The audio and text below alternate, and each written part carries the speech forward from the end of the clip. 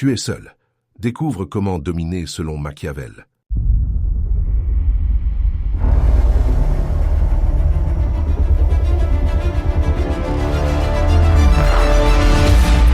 Certains jours, le silence autour de toi pèse plus lourd que le bruit du monde.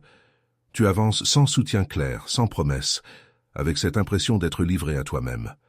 Tu observes les autres compter sur des alliances, chercher l'approbation, attendre qu'on les guide. Pendant ce temps, le doute monte, la peur serre et la fatigue mentale s'installe. La solitude est alors vécue comme un manque, presque comme une faute. C'est là que se cache le vrai problème, croire que l'isolement t'affaiblit. Machiavel voyait l'inverse. La solitude est une force quand elle devient une discipline. Se tenir seul forge l'indépendance, nettoie la pensée et renforce la maîtrise de soi. Sans influence, tu construis une stratégie personnelle lucide et tu observes sans être vu. La peur et le doute cessent d'être des ennemis et deviennent des outils de vigilance. Cette approche fonctionne parce qu'elle crée un pouvoir silencieux, stable, impossible à manipuler. Dans cette vidéo en 6 chapitres, tu découvriras comment transformer la solitude en force intérieure, installer une discipline froide et bâtir un pouvoir qui ne dépend de personne. Reste jusqu'à la fin pour comprendre pourquoi ceux qui gagnent agissent dans le silence quand les autres attendent la chance. Si ce contenu t'aide à reprendre le contrôle, abonne-toi à notre chaîne Nicolas Machiavel, laisse-nous un like sous cette vidéo et partage en commentaire ce que la solitude t'a déjà appris. Seul, tu n'es pas faible, tu es libre. Commençons par la première force. Accepter la solitude comme blessure initiale. Tu viens de rentrer chez toi après une journée où personne ne t'a vraiment regardé. Pas un message sincère, pas un mot d'encouragement, juste le bruit du monde qui continue sans toi. Tu fais défiler ton téléphone, espérant une trace d'attention, mais rien. Ce vide te renvoie une vérité brutale. Tu es seul. Et dans ce silence, une douleur ancienne remonte, celle de ne pas compter autant que tu l'espérais. Ce n'est pas un hasard si cette sensation te ronge. Enfant, on t'a appris que la proximité valait sécurité, que sans les autres tu étais perdu. Tu as grandi dans l'idée que l'approbation était une preuve d'existence. Alors tu as tout fait pour plaire, pour rester entouré, même au prix de ta paix intérieure. Mais aujourd'hui, ce réflexe t'enchaîne. Dépendre du regard extérieur t'empêche de construire ta propre indépendance. Machiavel écrivait « Celui qui veut être aimé de tous ne sera respecté de personne ». Il avait compris que chercher l'amour collectif détruit le pouvoir personnel. L'homme qui se nourrit des autres s'affame dès qu'il se détourne. Celui qui s'appuie sur lui-même reste debout quand tout s'effondre. La solitude n'est pas une punition, c'est une initiation à la force intérieure et à la maîtrise de soi. Regarde la différence. Réaction classique. Je me sens seul, je dois appeler quelqu'un. Réaction machiavélienne. Je suis seul donc je vais m'observer.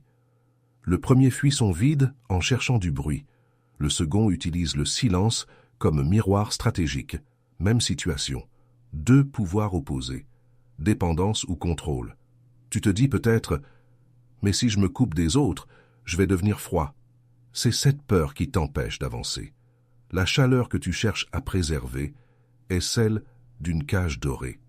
Celui qui apprend à se suffire à lui-même devient libre. Celui qui redoute le froid reste prisonnier des bras qui le réchauffent temporairement. La solitude ne t'isole pas du monde. Elle t'en rend maître.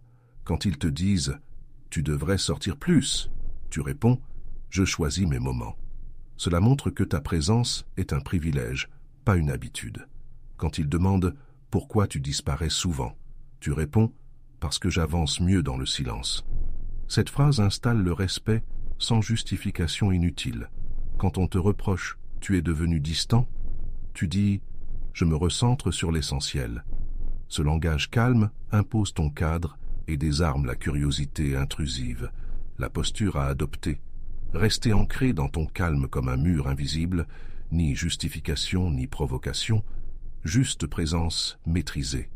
Retiens ceci, la solitude n'est pas ton ennemi, c'est ton terrain d'entraînement secret. Poste en commentaire, mon silence est mon arme, parce qu'à partir de maintenant, chaque instant seul forge la prochaine version de toi, celle que plus rien ni personne ne pourra briser. Approchons la deuxième force, forger l'indépendance et la lucidité sans approbation. Tu viens de dire « Tu penses que j'ai bien fait ?» à un collègue, juste après avoir pris une décision que tu savais pourtant correcte. Ton idée était claire, ton instinct solide, mais tu as cherché une validation. Ce regard d'approbation t'a semblé nécessaire, comme si ton choix n'avait de valeur qu'à travers le jugement d'un autre. Et quand il a haussé les épaules, un doute est né là où il ne devrait pas exister. Tu as perdu un peu de ton calme, et beaucoup de ton pouvoir. Ce réflexe ne vient pas de nulle part. On t'a appris très tôt à chercher la note juste, le compliment, le regard qui approuve. L'école t'a formé à attendre qu'on te dise « c'est bien ». La société te récompense quand tu rentres dans la norme. Résultat, ta lucidité dépend du bruit extérieur. Ce qui était un moyen de te protéger, plaire pour être accepté, est devenu une prison mentale. Tant que tu chercheras à être validé, tu seras dépendant, et tant que tu seras dépendant, ton indépendance ne sera qu'un masque fragile. La leçon de Machiavel est claire. Tous les hommes voient ce que tu parais, peu perçoivent ce que tu es. Il savait que le vrai pouvoir naît dans la solitude du jugement personnel. Celui qui s'observe seul développe une force intérieure. Celui qui consulte sans cesse les autres s'éparpille et perd sa maîtrise de soi. L'opinion du monde est un vent changeant. Celui qui s'y attache finit renversé par sa propre instabilité. Regarde la différence. Version naïve. Tu trouves que c'est une bonne idée? Version souveraine. Voilà ma décision. Dans la première, tu offres ton contrôle à celui qui t'écoute. Dans la seconde, tu lui rappelles que c'est toi qui mènes le jeu. Même situation professionnelle, deux réalités opposées, l'une quémande la reconnaissance, l'autre incarne déjà l'autorité. Tu te dis peut-être, mais si je décide seul, je risque de me tromper. C'est cette peur-là qui t'empêche d'être libre. L'erreur n'est pas un échec quand elle vient de toi. C'est une donnée stratégique dans ta construction. En revanche, l'erreur commise sous influence t'enchaîne doublement. Tu échoues et tu perds ta confiance en ton propre discernement. Chercher à ne jamais te tromper revient à choisir la faiblesse éternelle. Quand il te demande « Pourquoi tu fais ça sans consulter personne ?» Tu réponds « Parce que j'assume mes choix ». Cela impose le respect immédiatement. Quand ils insistent « Mais si ça rate ?» tu réponds « Alors j'apprendrai plus vite ».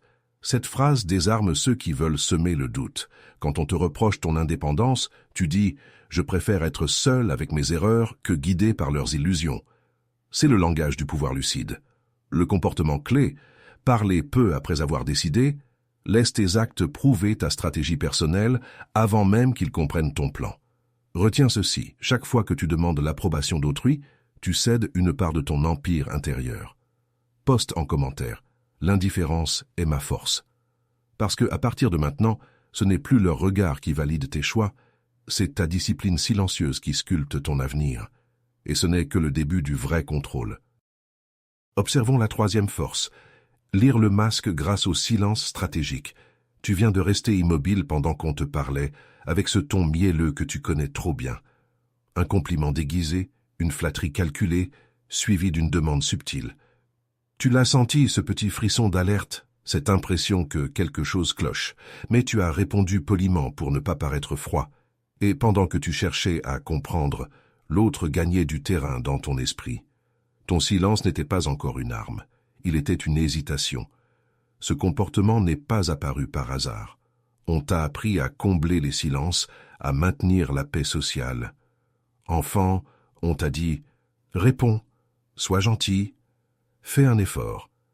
Tu as donc associé le calme à la culpabilité et la réserve à la distance. Résultat, tu parles trop vite, tu expliques trop, et ton besoin de transparence devient une faiblesse exploitée. Ce que tu appelles sincérité est parfois une porte ouverte aux manipulateurs. La vraie indépendance commence quand tu apprends à observer sans te justifier. Machiavel l'avait compris il y a 500 ans. Ne jamais tenter de gagner par la force ce qui peut être gagné par la ruse. Il savait que le silence est une forme de stratégie personnelle. Celui qui parle se découvre, celui qui écoute déchiffre. Le pouvoir n'appartient pas à celui qui remplit l'espace sonore, mais à celui qui lit entre les lignes. Dans le calme naît la lucidité. Dans l'observation se forge la force intérieure et la maîtrise de soi. Regarde la différence. Version impulsive. Ah bon? Non, mais moi je pense que... Version machiavélienne. un simple regard neutre suivi d'un intéressant. Dans le premier cas, tu offres tes émotions en pâture. Dans le second, tu crées un mystère que l'autre ne peut pas percer.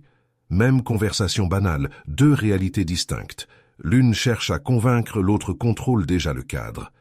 Tu te dis peut-être, mais s'ils croient que je suis distant ou méprisant. C'est exactement cette peur qui les autorise à te manipuler. Ils se nourrissent de ta justification émotionnelle pour tester tes limites. Celui qui redoute d'être mal compris finit toujours démasqué avant d'avoir lu les intentions adverses. Le vrai respect naît quand ton silence devient imprévisible, ni froid ni chaud, juste indéchiffrable. Quand ils insistent, « Tu ne dis rien ?» Tu réponds, « Je réfléchis ». Cette phrase renverse le rapport de force en te plaçant au-dessus du rythme émotionnel de l'autre. Quand on te provoque, t'as rien à dire, tu dis calmement, « Pas besoin ». Se désarment instantanément ceux qui cherchent ta réaction. Quand on cherche ton avis trop tôt, tu réponds « Je préfère observer avant de parler ». Cela installe ta supériorité silencieuse, sans arrogance apparente. Le comportement clé, ralentir volontairement ton tempo verbal, laisse les autres remplir le vide pendant que toi, tu analyses leurs failles. Retiens ceci, celui qui domine le silence domine la scène entière. Poste en commentaire. Je contrôle le cadre. Parce qu'à partir de maintenant, chaque pause devient une arme cachée. Et dans ces secondes où tu ne dis rien, c'est souvent là que tout se décide. Explorons la quatrième force, bâtir la discipline qui remplace la chance. Tu viens de remettre un projet à plus tard en te disant que tu attendais le bon moment. Tu t'es levé tard, tu as regardé ton téléphone et tu as senti cette tension familière entre ce que tu veux devenir et ce que tu es en train de faire. Tu sais exactement ce qu'il faudrait accomplir, mais ton corps cherche l'excuse parfaite. Cette lutte silencieuse entre ta volonté et ta paresse te ronge. Tu te dis que demain sera différent. Mais demain ressemble toujours à aujourd'hui. Ce comportement n'est pas apparu par hasard. On t'a appris à croire au talent, à la chance, aux opportunités soudaines. La société glorifie ceux qui réussissent du jour au lendemain et oublie de mentionner les années d'obscurité derrière chaque victoire. Alors tu as intégré l'idée que la discipline était une contrainte, pas une arme. Résultat, tu comptes sur les circonstances au lieu de construire ta stratégie personnelle. La solitude devient alors inconfortable, car elle t'oblige à voir ton absence de structure, le vrai miroir de ton pouvoir intérieur. Machiavel le savait déjà. Les hommes oublient plus vite la mort de leur père que la perte de leur patrimoine. Il voulait dire que les humains réagissent plus fort à ce qu'ils perdent qu'à ce qu'ils construisent. Celui qui agit sans discipline s'appauvrit dans l'ombre sans même s'en rendre compte. Celui qui forge sa rigueur protège son royaume invisible, sa force intérieure et sa maîtrise de soi. Le pouvoir durable ne naît pas du hasard, mais d'une répétition consciente, froide et lucide. Regarde la différence. Version ordinaire, je ferai ça quand j'aurai le temps. Version souveraine, je crée le temps pour le faire. L'un subit le calendrier, l'autre impose sa cadence.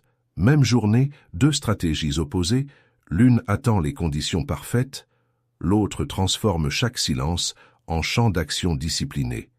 Dans le premier cas, tu espères, dans le second, tu structures ta domination. Tu te dis peut-être, mais vivre ainsi, tout calculer va me rendre rigide. C'est exactement cette peur qui maintient ton chaos sous contrôle apparent. Tu confonds liberté et désordre. La vraie liberté vient de ta capacité à te commander toi-même, non à obéir à tes impulsions. Refuser la discipline pour préserver ton confort revient à céder ton indépendance au hasard. Quand ils te disent « tu travailles trop », tu réponds « je m'entraîne à durer ». Cela transforme leur critique en reconnaissance implicite de ton endurance.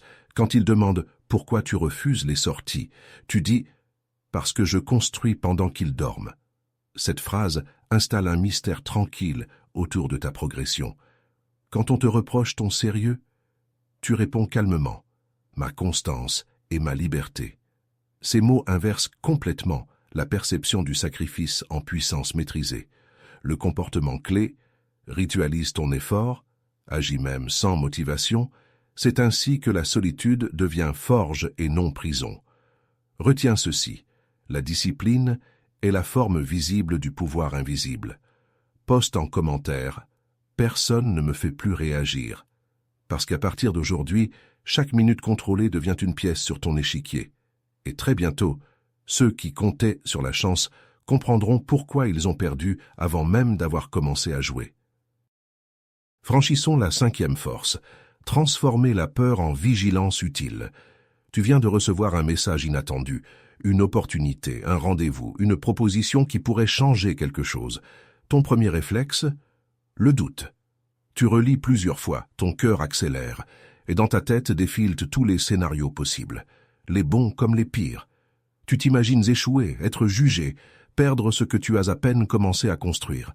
Cette peur s'installe dans ton ventre, froide et paralysante. Tu te dis que tu veux réfléchir, mais en réalité, tu fuis le mouvement. Ce n'est pas un hasard si cette peur prend le contrôle aussi vite. On t'a appris à éviter l'échec plus qu'à chercher la victoire. Depuis toujours, on t'a répété qu'il valait mieux rester prudent, discret, sage. Tu as donc associé la sécurité à l'inaction. Ton cerveau confond encore prudence et immobilité. Mais la vérité est simple. Sans solitude ni confrontation avec toi-même, tu ne distingues jamais la peur utile de la peur illusoire. L'une prévient le danger, l'autre t'empêche d'avancer. Machiavel le savait déjà. Il est plus sûr d'être craint que d'être aimé. Il ne parlait pas de terreur extérieure, mais de maîtrise intérieure. Celui qui affronte sa peur devient maître de lui-même. Celui qui la fuit devient esclave de ses émotions. La solitude révèle ce mécanisme avec brutalité. Quand personne ne te rassure, tu dois apprendre à te sécuriser seul.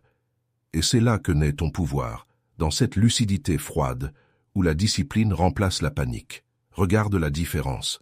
Version impulsive. Je ne me sens pas prêt. Je préfère attendre. Version souveraine. J'ai peur, donc je me prépare. Dans le premier cas, la peur décide pour toi. Dans le second, elle devient ton indicateur stratégique. Même situation incertaine, deux postures opposées, l'une subit l'émotion, l'autre transforme l'émotion en plan d'action concret. Tu te dis peut-être, mais si j'écoute mes peurs, je vais finir paralysé.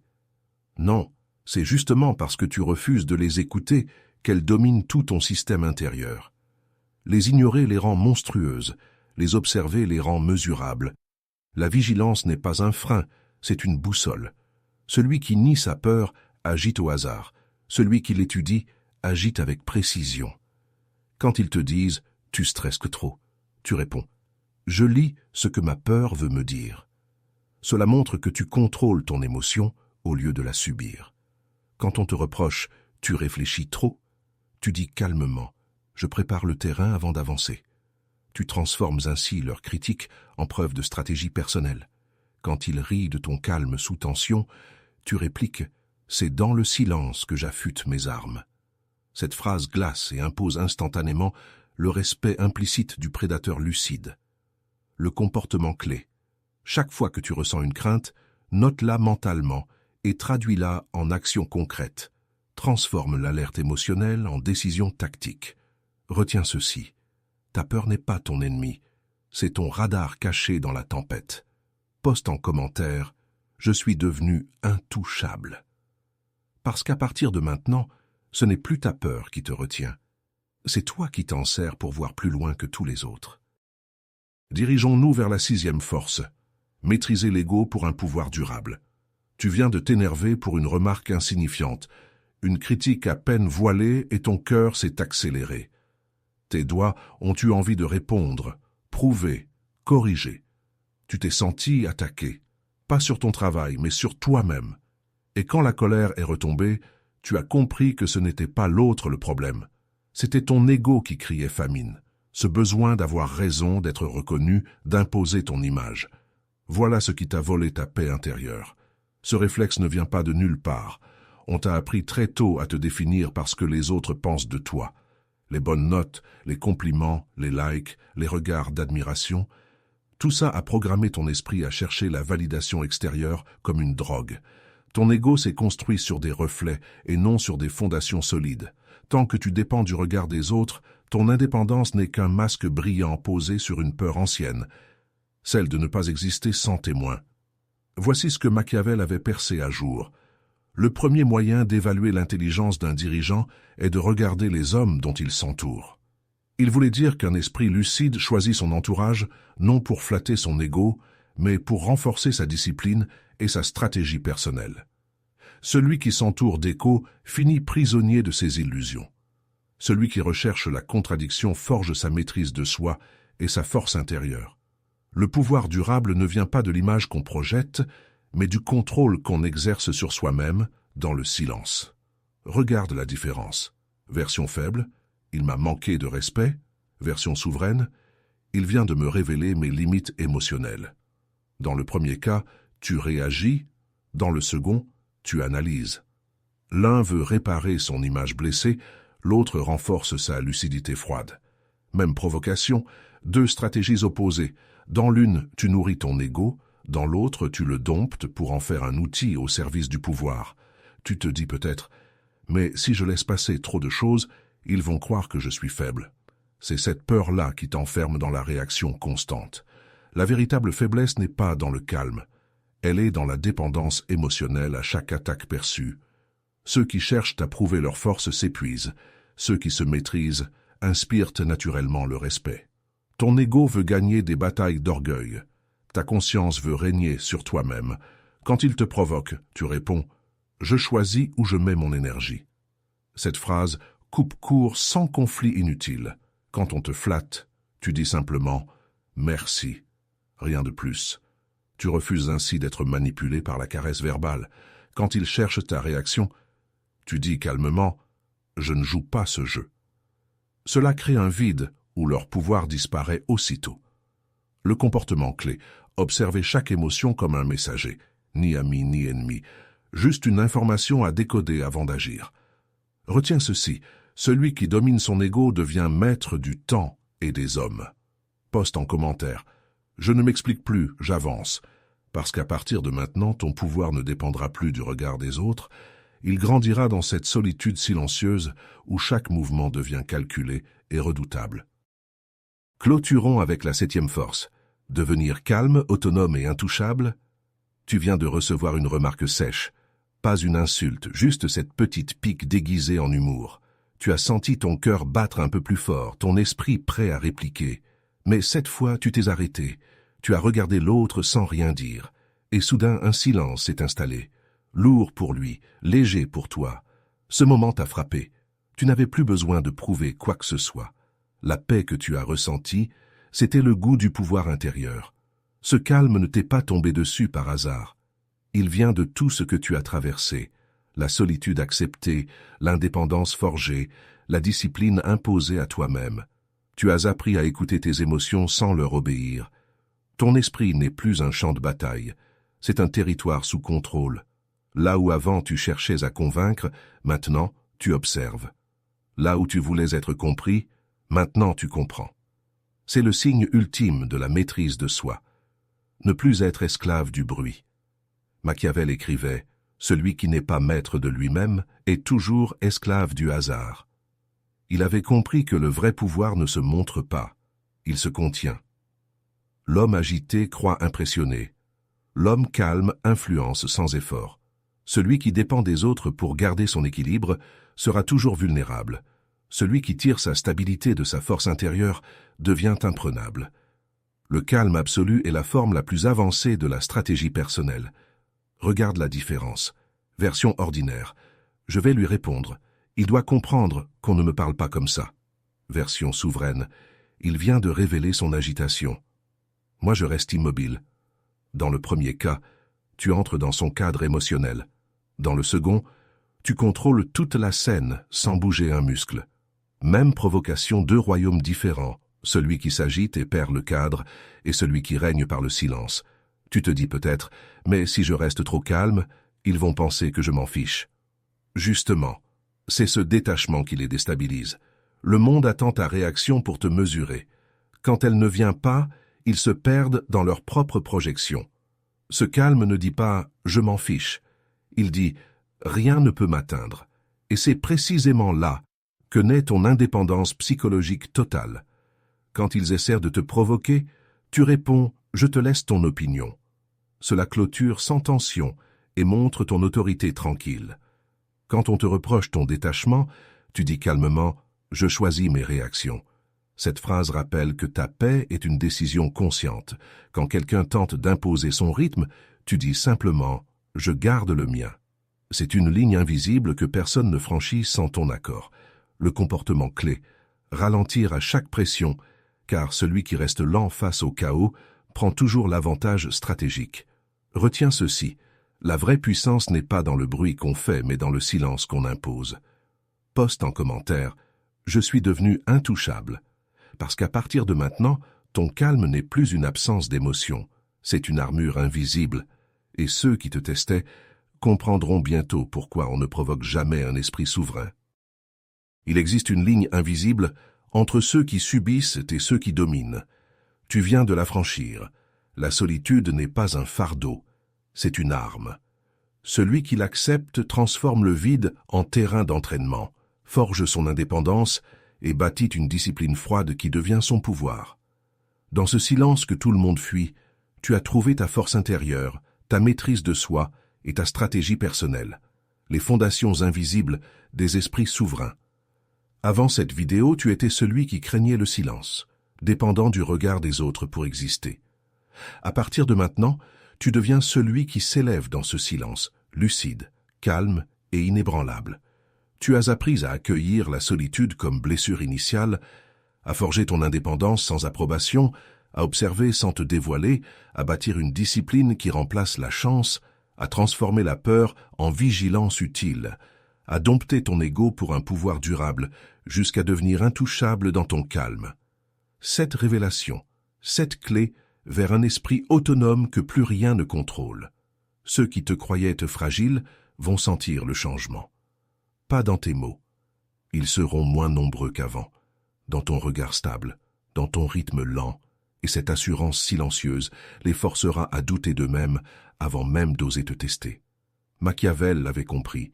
Le vrai pouvoir naît dans la solitude de l'esprit discipliné. C'est la différence entre la foule qui cherche du réconfort et l'individu qui construit son royaume intérieur, pierre après pierre. Rejoins Nicolas Machiavel pour accéder aux prochaines révélations. Chaque vidéo est une arme de plus dans ton arsenal mental. La vraie puissance ne fait pas de bruit, elle fait des résultats.